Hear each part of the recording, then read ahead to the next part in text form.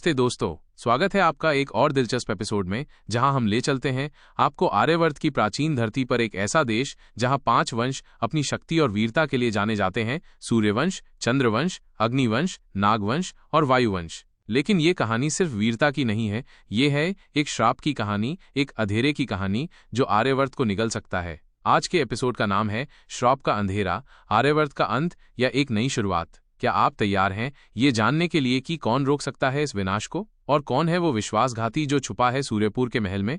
सूर्यपुर का चेहरा सूर्य सा तेजोमयी है और आंखों में न्याय का आलोक आज एक संकट के सामने खड़ा है। उनके विश्वास पात्र महामंत्री धनंजय के हाथों में है एक पुराना पत्र जो सदियों पुराना है, और इसमें लिखा है एक श्राप: जब तक 5 वंश एक न होंगे, आर्यवर्त का अंत निकट रहेगा। वीरेंद्र की भौहें सिकुड़ जाती हैं। वो पूछता है, ये अंधेरा क्या है धनंजय, और ये वंश एक कैसे होंगे जब सब एक दूसरे के दुश्मन हैं? सेनापति भीमराज गुस्से में कहता है, चंद्रवंश ने हमारे पूर्वजों का खून बहाया है, संघ बनाना असंभव है। लेकिन धनंजय शांत आवाज में जवाब देता है, असंभव नहीं सेनापति, अगर महाराजा 5 वंशों को एक कर दें तो आर्यवर्त एक शक्तिशाली राज बन जाएगा। वीरेंद्र सिंहासन से उठ खड़ा होता है और कहता है, हम एक महासभा का आयोजन करेंगे।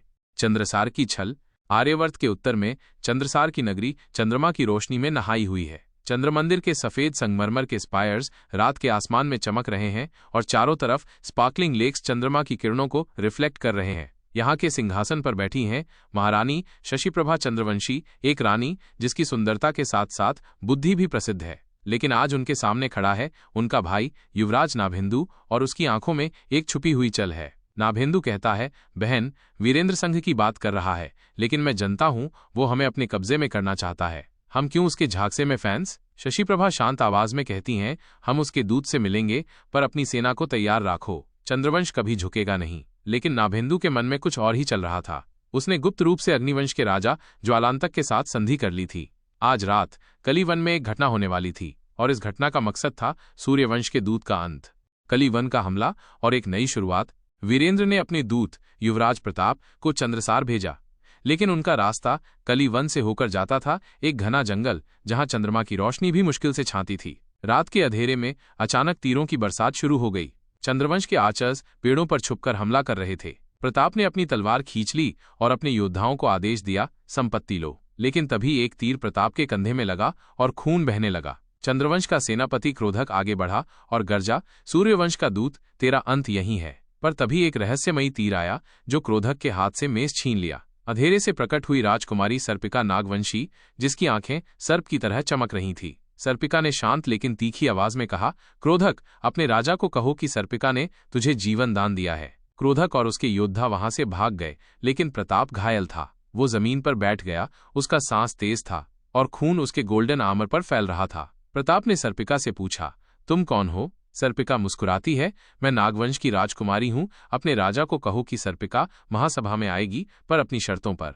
वीरेंद्र का संकल्प।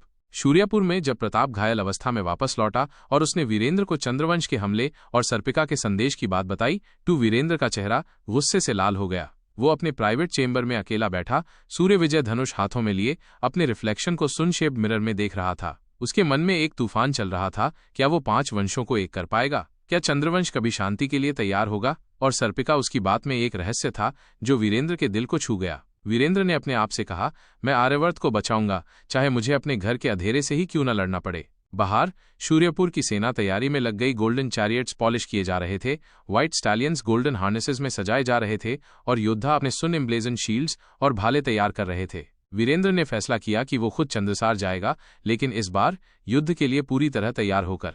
सोमनाथ मैदान का युद्ध।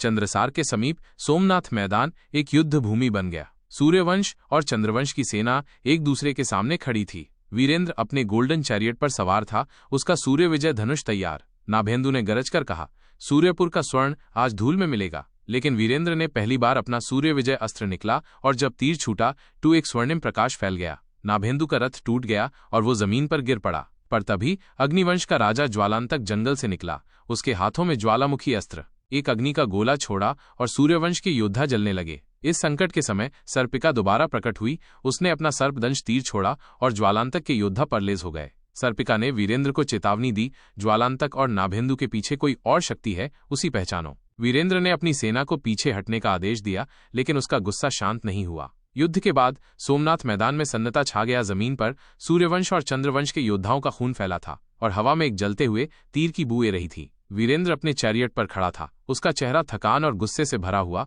और उसकी आंखों में एक नया संकल्प झलक रहा था। वो इस श्राप के असली रूप को जानकर रहेगा। दूर जंगल के किसी कोने में सर्पिका अकेली